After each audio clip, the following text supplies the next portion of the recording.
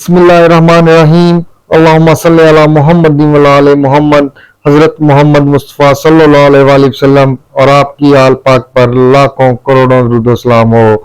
आज जी मैं मोहसिन अली आपको हजरत लाल शहबाज कलंदर के मुरीद खास बोदला बहार के मतलब बताऊंगा।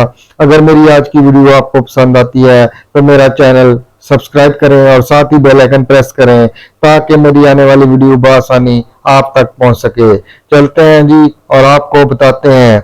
मखदूम सिकंदर बोदला बहार बुजुर्ग 602 हिजरी मुताबिक 1238 ईस्वी में उच शरीफ में पैदा हुए।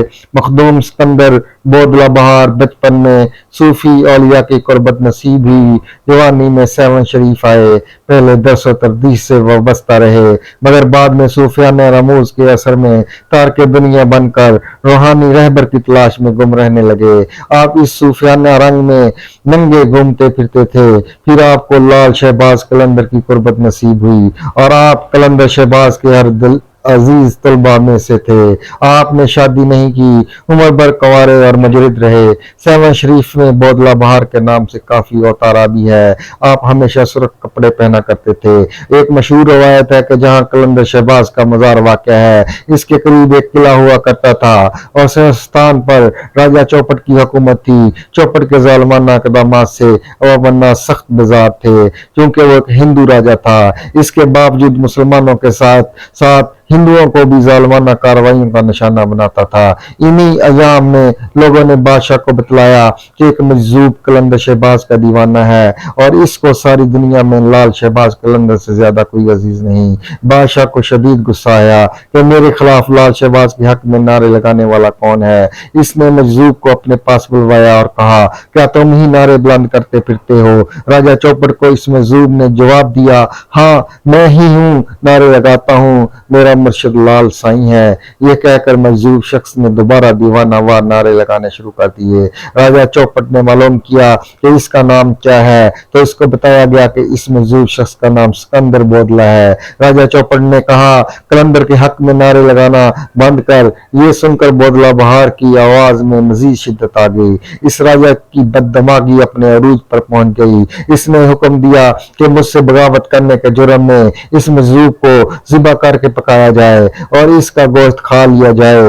इधर इनको ज़िबा करने के बाद इनको खाया जा रहा था, उधर लाल शहबाज कलंदर और वफाकी से दमाल डाल रहे थे।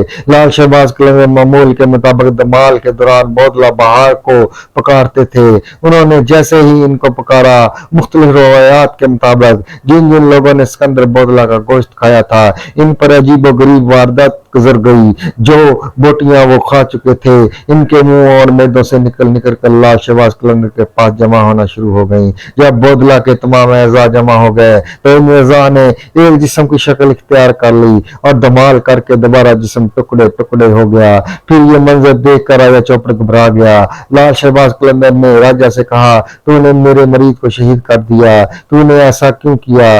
राजा ने घबराते हुए झूठ बोला, इस मजलूम को इसलिए कत्ल करवाया क्योंकि मेरे किले की एक दीवार फिर खड़ी है जहां अक्सर मेरी बेटी बैठा करती थी और बालों को संवारती है। इसकी बिल्कुल सामने ये मजलूम रहता था और वो मेरी बेटी का आशिक हो गया। मुझे इल्म हुआ तो मैंने रसवाई से बचने के लिए इसका कत्ल करवा दिया।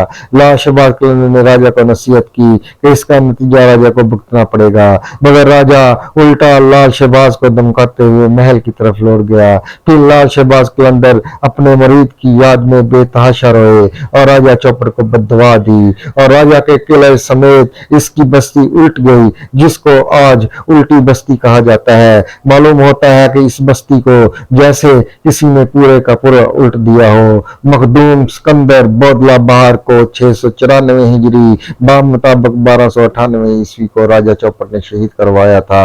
बोदला बहार की मजार सेवन शरीफ के किला के करीब और कलंदर शहबाज के मजार के शमाल में वाक़या है। आप हमेशा सुर्ख कपड़े पहना करते थे जिस वजह से इसके दरगाह के मतवाली और फुकरा भी सुर्ख कपड़े पहनते हैं। बोदला बहार के मजार के फुकरा रोजाना पायों में घुंघरू पहनकर धमाल लगाते हैं। दुआओं का तालिब मोहसिन अली शाह। अल्लाहुम्मा सल्ली अला मुहम्मदिन व आले मोहम्मद।